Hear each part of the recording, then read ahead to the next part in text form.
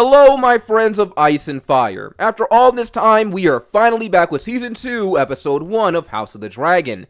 And this new season is shaping up to be fairly interesting. Now, before we get into today's video, I must say that there are no spoilers beyond this first episode of the new season. So rest assured that while I may make reference to the books here or there, it'll only be in regards to this episode and how some things differ from the books, like the big ending of this episode. But we'll get into all of that in a moment. For now, though, if you guys like what I have to say, drop a like on the video and feel free to hit that subscribe button while you're at it. Now, let's get into the video. We start our new journey through the second season of House of the Dragon with a new intro. Before, in Season 1, the opening sequence consisted of a model replica of old Valyria, and showcased the ever-expanding bloodline of House Targaryen. Here, in Season 2, instead of seeing someone spill red Kool-Aid on a Lego set, we see a tapestry being woven in front of our very eyes. Now, at first, when I saw this, I wondered if this was some kind of reference to Helaena in Season 1. Remember, Helaena has prophetic visions, and gives very cryptic messages about them, and in Episode 7 of the first season, she says this line. Dragons of flesh, weaving dragons of thread. Maybe it's just a coincidence that in Season 2's intro, we see threads weaving together a tapestry that chronicles the history of the House of the Dragon up until the end of Season 1. First, we see the doom of Valyria, a cataclysmic event that befell old Valyria when a group of volcanoes known as the 14 Flames erupted and spelled the end for the Valyrian Freehold and the empire of the Dragon Lords. This is what drove the Targaryens to Westeros in the first place, and set Aegon the Conqueror up for his conquest later on. Speaking of which, we see an image of Aegon's conquest and some of the events merged together into one. From what we see in this image, it seems to be illustrating the Field of Fire, when Aegon and his sisters used their dragons to burn the combined armies of House Lannister and House Gardener. House Gardener was the ruling house of the Reach and Highgarden before Aegon made them extinct and the Tyrells took over. You can also see Harrenhal in the background being burned by Dragonflame, along with Harrenhal, whose family once ruled the Iron Islands and the Riverlands, until he refused to bend the knee to Aegon and locked himself in his castle, only to have it melted and his line extinguished. After this, we see the Starks, Aarons, and Tullys bending the knee and swearing fealty to Aegon the Conqueror. Then we have the construction of the Red Keep in King's Landing, followed by the death of King Maegor the Cruel, the second son of Aegon the Conqueror, who was found dead on the Iron Throne, with his wrist slashed and a sword through his neck. Then we see the rise of King Jaehaerys and his wife Alysanne, before we move to the Great Council of 101, where Viserys was chosen to rule over his cousin Princess Rhaenys. We then see Alicent and Rhaenyra on opposing sides of a tapestry, with their respective families on either side. We also see Aegon seated on the Iron Throne, and then Rhaenyra seated on Dragonstone, before we move to an image of Aemon killing Luke at the end of Season 1. So there are a lot of little nuggets in this intro alone. But Episode 1 of Season 2 truly starts out in the north, with Cregan Stark, the current head of House Stark and Lord of Winterfell, the really great-grandfather of Ned from Thrones, giving a speech about the importance of duty, which does seem to be a very central part of the episode. Aegon embracing his duties as king, Rhaenyra disregarding her duties as queen while she mourns the loss of her son Lucerys, Alan of Hull's duty to save Corlys Velaryon, Eric Cargile's duty as a Kingsguard, Kristen Cole and Alicent also disregarding their duties too. Cregan essentially talks to Jace about how no one is above duty, not even Starks of Winterfell, and this is exemplified through the Night's Watch and choosing who is selected. In the North, going to the Watch is seen as an honor instead of a punishment, though the look on this guy's face says he doesn't really buy into all of that. Jace and Cregan have a very cordial conversation about their ancestors Torrhen and Aegon, how he had to bend the knee to the Conqueror. Cregan tells Jace, "You at least had the mercy not to threaten me with your dragon." And the way I see it, while he does respect Jace as a prince and a Targaryen, there may still be a bit of tension between the families despite what happened so long ago. It's kinda subtle, but this one minor interaction, from my viewpoint of things at least, showcases that not everyone idolizes the Conqueror in the same way that the Targaryens do. Jace thinks it's great that their ancestors got along, but Cregan kinda calls that into question without even having to say it, because if they hadn't gotten along back then, the Starks would have most likely been killed. So is it really as noble as Jace makes it out to be when the Starks had to be threatened in order to bend the knee? From here, Cregan and Jaehaerys walk along the wall, and the Lord of Winter tells Jace about how his great-grandparents, King Jaehaerys and good Queen Alysanne, once came to the wall, and their dragons Vermithor and Silverwing refused to fly over it. Cregan says that death is what the wall is keeping out.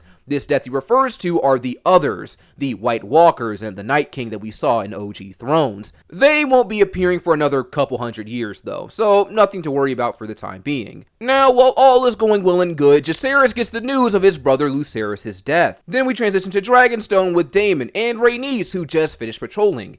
Now, before we move forward, I will say there is actually a lot that happened during Jacaerys' stay at Winterfell. Some stuff that the show didn't include in this episode, and I'm unsure if they're going to circle back to that at some point. They might, but I may or may not make a video later on detailing what happened during Jacaerys' stay at Winterfell. But moving on. Daemon wants Rhaenys to fly with him to King's Landing so that they can kill Vhagar. Vhagar, the largest dragon alive, possesses the biggest threat to the Blacks. Daemon believes that he can't take her alone, but with Rhaenys, it may be possible. They are the two most experienced dragon riders on the Black side, and while their dragons aren't as big as Vhagar, they are of a decent size and at least faster. But Rhaenys isn't eager to get into a fight, and believes that they should wait for Rhaenyra, since she needs time to grieve the loss of her son. As a mother who lost not one but two children, she can understand what she's going through. But Daemon says, "If you'd have acted when you had the chance, Aegon's line would be extinguished, and Luke would be alive." Which is true, but it's not as simple as he makes it out to be. Now, what if Rhaenys actually killed the Greens is a topic I have discussed on this channel twice already, in 2 different videos, in the form of a discussion / alternate history storytelling kind of thing. So go check those videos out on my House of the Dragon What If playlist if you want. However, I am going to briefly touch on one of the flaws I see in Daemon's logic that I also discussed in those videos. Had Rhaenys actually killed the Greens when she came out of the Dragon Pit in Season 1, she would have killed Aegon, Aemond, Helaena, Alicent, Otto, Criston Cole, and the entire Green Council, but this would not have been the end of Aegon's line. His children Jaehaerys and Jaehaera would still be alive, and even if the Blacks took King's Landing, they aren't the only Greens left. Alicent has another son named Daeron, who has yet to make an appearance or be name-dropped in the show. But in the books, he is squiring in Oldtown. He has a dragon named Tessarion, the Blue Queen. And do you think he or his Hightower relatives would be happy that their family was murdered like that? Even if you say Rhaenyra is the rightful heir, Otto said the same thing about Aegon. So there would still be conflict, especially when it comes to how people on the outside looking in view Rhaenyra's sudden ascension. An act of mass kinslaying had to be committed for her to get the throne. There would be a lot of scrutiny and unrest for the Blacks, but I'm not going to get too deep into that in this video. Daemon tries to command Rhaenys to fly with him to King's Landing, but she refuses by saying, "Would that you were the king." Essentially telling him that he has no power over her. Even though he's technically king consort to Rhaenyra, that's all he really is. King consort, not the king alone, but through extension of Rhaenyra. Even after everything Daemon has done to be recognized and make himself be known, he still falls short in the hierarchy. From here, we get a glimpse of Rhaenyra looking absolutely terrible as she searches for the remains of her son Lucerys. And then we move to Corlys Velaryon. He's having a conversation with a guy named Alan of Hull, who's tending to his ship and supposedly helped Corlys when he left for war last season. If you remember, after the deaths of Laena and Laenor, Corlys tried to drown his sorrows in warfare, and it was during this time of conflict that he was gravely injured. Alan returns Lucerys' dagger to Corlys, and you can see the hesitation before he takes it.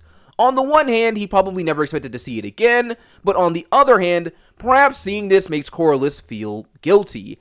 After all, he's the one who persisted that Lucerys should be heir to Driftmark despite not actually having a claim to it by blood. Maybe he feels somewhat responsible for him being put in harm's way. We'll have to see. Another thing to note about this conversation Corlys has with Alan is that there seems to be some level of tension between the two of them. It's subtle, but it is there. Now, as someone with prior knowledge of things, I'm not going to get into why that possibly is, but I will say that as the season moves forward, we will definitely be coming back to this. From here, we take things to King's Landing. Helaena is minding her own business sewing when Aegon comes looking for their son Jaehaerys, who was named after the old king. During this brief conversation between husband and wife, Helaena seems to have another vision of danger that Aegon does not take seriously. He never really has since they were kids. He always thought she was weird and dumb for all her nonsensical muttering, and this continues to be true as he calls her an enduring mystery. She says that she's afraid of the rats. On the surface, there doesn't seem to be much to this statement, but as the episode goes on, we see one of the rats in question moving throughout the Red Keep. This is Cheese, and we'll be getting back to him later on in the video. But the real mystery I would venture to talk about here is Queen Alicent and Criston Cole the Kingmaker. I have to admit, I did not expect to see this on screen. However, despite the shock, I can't really say that I'm surprised that this relationship is a thing, per se. Especially considering the fact that Alicent was married to a man old enough to be her dad as a teenager and rotting from the inside out. And she never seemed to enjoy being with Viserys in the romantic sense. But aside from that, the real reason I'm not surprised is because Alicent actually alluded to there being something deeper between her and Criston Cole in the first season. Everything you feel for me as your queen. The fact that she had to make this distinction was pretty telling to me at the time, but it also read more like an unspoken attraction between the two of them that they never really acted on, but acknowledged was there. So I'm left to wonder, how long was this affair going on? Especially since Alicent said in the beginning of the episode that they can't do this again. I'm led to believe that this relationship was probably going on before Viserys died. But the question is, when? How long? It makes you view Alicent's thoughts and actions in Season 1 in a different light. Well, some of you, I am well aware people had a giant hatred of Alicent even before this reveal. But the point still stands. All this talk of honor and decency when it comes to Rhaenyra and her affairs. Now, granted, Alicent isn't producing bastards and passing them off as trueborn heirs, but for these two people who paraded their morality and sense of duty around and wore them like righteous cloaks, this is not a good look. This is not honorable or decent. And why is Criston Cole more comfortable having this relationship with Alicent than he was with Rhaenyra? I do believe I know the answer to that, but I'm not going to get too deep on that in this video. Perhaps in the future I'll make a video solely focused on this new relationship. For now though, I would like to add one more thing about this before we move on to the next thing. With Alicent having an affair with Criston Cole, depending on how long this has been going on, and she was sleeping with him while she was still married to Viserys, I believe this gives a new perspective to Alicent at the end of episode 8 when she makes peace with Rhaenyra. When Rhaenyra makes her peace offering and says that no one has stood more faithfully by King Viserys than her, she looks remorseful and a bit guilty. Perhaps outside of knowing that she fanned the flames of conflict between their families, she knows that Rhaenyra is wrong. If she's been sleeping with Criston Cole, then she hasn't been entirely faithful to King Viserys. Perhaps her accepting Rhaenyra's toast was her accepting her own faults and agreeing to move forward as she no longer has the right to judge her. But that's just speculation on my part, and maybe I'll touch on that again in a future video. Moving beyond the Queen and the Lord Commander of the Kingsguard, we have a small council meeting as the Greens make plans for potential confrontation with the Blacks. With the help of the Velaryons, the Blacks have made a blockade that is slowly crippling King's Landing, and they need to find a way to deal with this. Aegon shows up to the meeting with his son Jaehaerys, and I like what they're doing with Aegon in this episode. They're showing us new sides to him, but also expanding on what we already know about him. Aegon is still careless about things, very naive and inconsiderate, but you can tell throughout the episode that he does have a desire to do well, like with his son Jaehaerys. Though he brings him to the small council to learn about how to rule, he doesn't actually discipline his son or make him pay attention when he starts acting out. He just lets him do what he wants and seems so proud of him for doing absolutely nothing. I believe the reason he acts this way is because of his own parents, Viserys, who didn't really care and neglected him, Alicent, who was overbearing and abusive and constantly trying to force a destiny on him that he didn't want, yet he seems very eager to fill now. So this may be why he's so carefree with Jaehaerys and why he's not restricting him and letting him just do whatever he wants. It's not because he doesn't care, quite the opposite. But in that same vein of thoughts, I also believe that he's so carefree when it comes to his kid because he doesn't actually know how to be a parent. Which makes sense considering how he was raised, but regardless. Aegon seems very proud of his son, and I kinda wish we got to see a bit more of this relationship before the big twist at the end. But that's just my personal opinion. Aemon gets invited to the small council as well, and it's clear that Alicent is not happy with her son for the death of Lucerys. But Aemon seems to be in a much better spirits than he was at the end of Season 1 after killing Luke.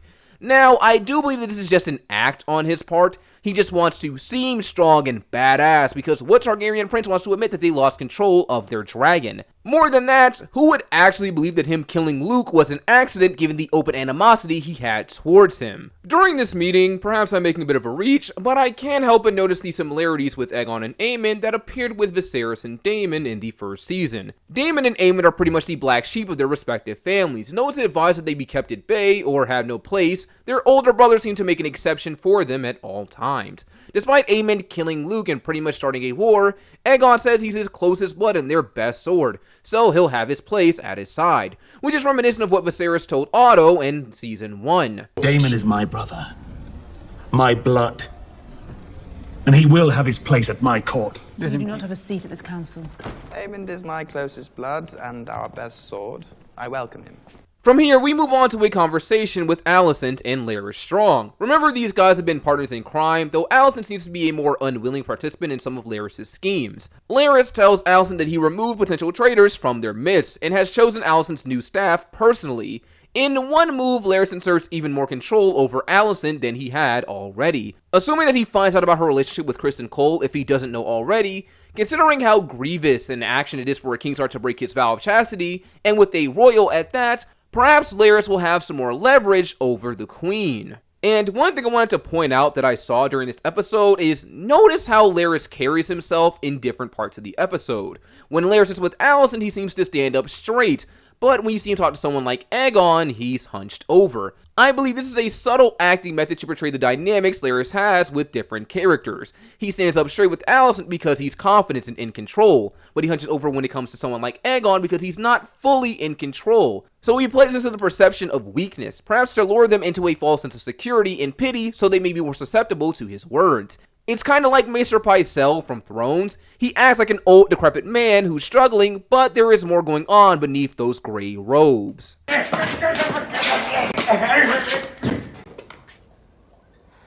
Next, we see Rhaenyra find the remains of her son, Lucerys. Now, in the books, the remains of Lucerys were actually never found, and because of this, there are varying theories about what happened to him. One being that obviously he died, and another being that Luke actually survived the encounter with Vhagar, but he had a serious case of amnesia and lived the rest of his life as a common fisherman. But the show closes the book on that possibility as Rhaenyra finds the wing of his dragon Arax along with his cloak. She gets closure about her son's death, but even then, seeing this is just rough. She has proof of his death, but she doesn't even have a body to burn.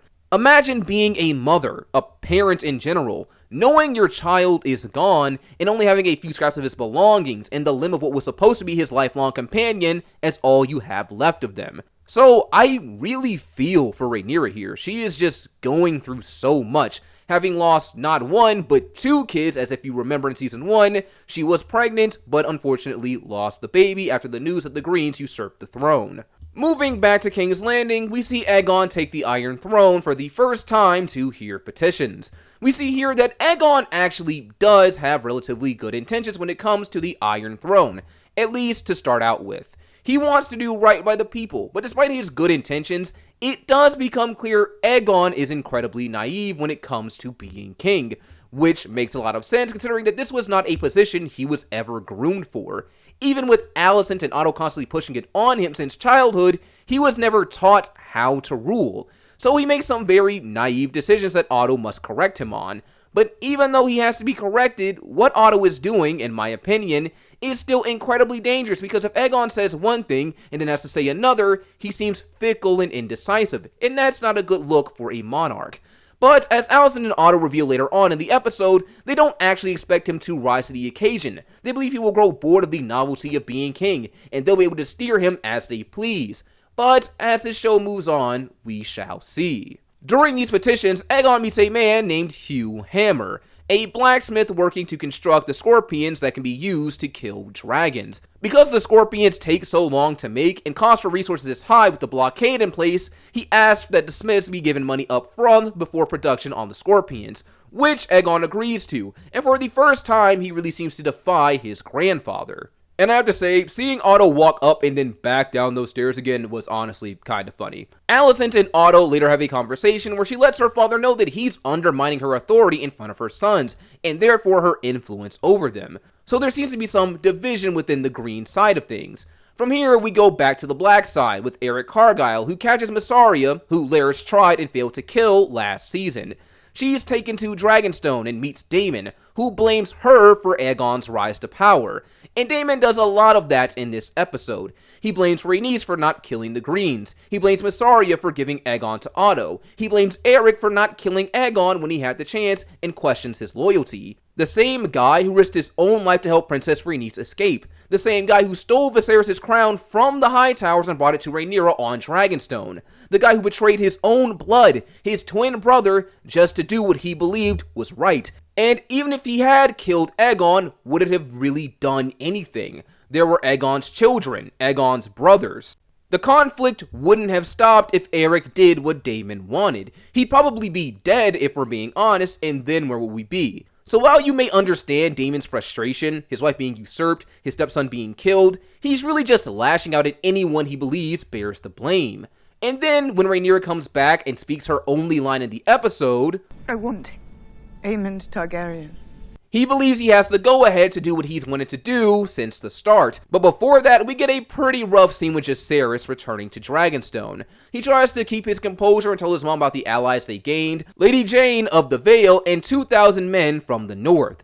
But quickly, mother and son fall apart and embrace each other over the pain of Luke's death. We then get Lucerys' funeral, where they burn the things he had in life since they don't have his body. This funeral is paralleled by Queen Alicent, who enters the sept and lights 3 candles to honor the dead. The first is Allery Florent, the wife of Otto and Alicent's mother, who passed away. Now, the reveal of Alicent's mother may not seem like much, but here's a small piece of lore. Once upon a time, after Aegon's conquest, House Florent made a play for dominion over the Reach in Highgarden after House Gardner, the original rulers of the place, were wiped out by Aegon himself. The Florents were actually related to the Gardners, so they believed that they should rule after the house's extinction, but they were passed over in favor of the Tyrells during this time. So, Alicent and her children, you could argue, have some claim to the lands of the Reach as a result.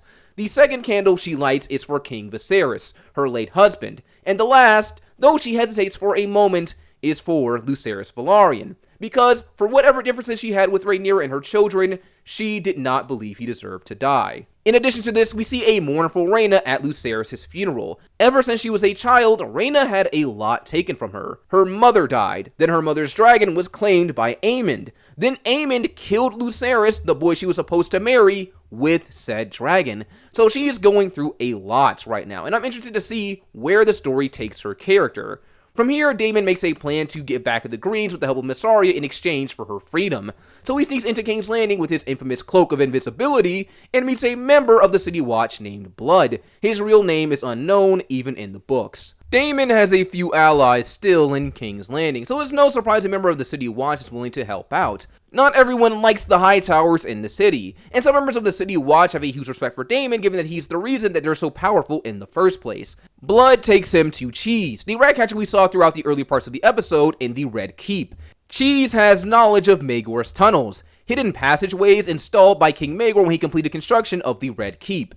These are tunnels we see Rhaenyra and Daemon both use to move about the castle unseen in Season 1.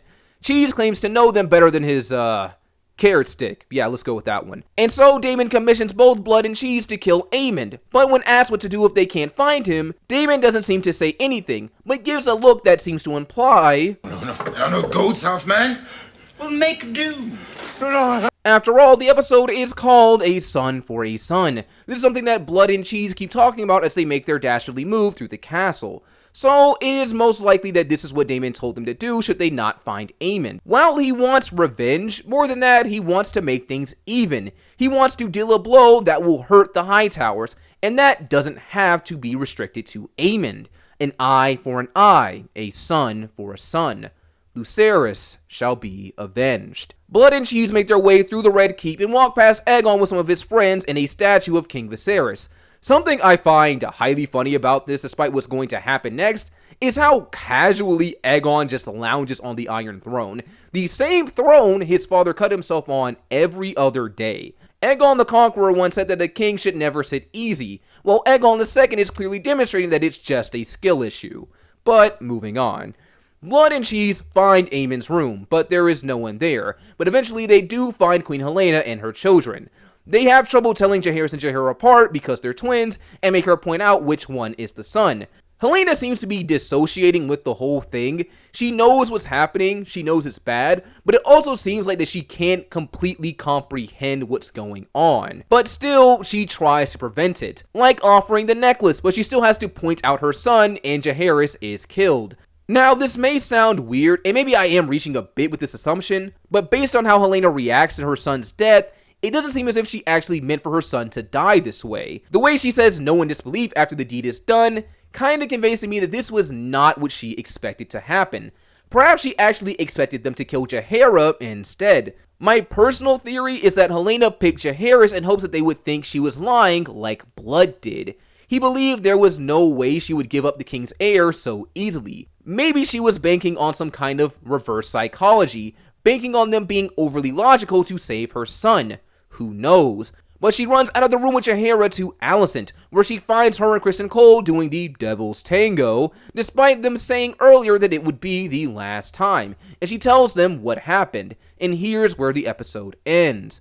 Overall, I think this wasn't a bad episode. However, the ending of episode 1, that being Blood and Cheese and the death of Prince Jaehaerys, left me fairly underwhelmed. Perhaps it's because of my prior knowledge of this event, but while I can't say this was still disturbing in the show, Blood and Cheese really misses the weight of its book counterpart. In the books, Blood and Cheese was actually much darker and felt way more personal and impossible to get out of. In the books, instead of having 2 kids, Helaena actually had 3. Jaehaerys, Jaehaera, and a second son named Maelor. That night, Helaena brought her children to Alicent because they always say goodnight to their grandmother before they go to bed. It's here that Blood and Cheese appear. They tie up Alicent and hold Helena's children hostage. Instead of trying to figure out who the boy was like they did in the show, they actually force Helaena to choose between which of her sons she wants to die. Helaena tries to reason with them and offers her own life instead, but Cheese threatens that if Helaena doesn't choose one of her sons to die, then Blood will violate her daughter Jaehaera. So Helaena is forced to choose. She chooses her younger son Maelor instead of Jaehaerys. Cheese then says to Maelor, "You hear that? Your mama wants you dead," before they kill Jaehaerys instead and run off with his head. Now both Helaena and her son are forced to live with the fact that she chose him to die. It's really dark and really heavy, and the show kinda misses that. It's still terrible, don't get me wrong, no mother should ever go through something like this, but I do struggle to feel that same impact from the show version as opposed to the books.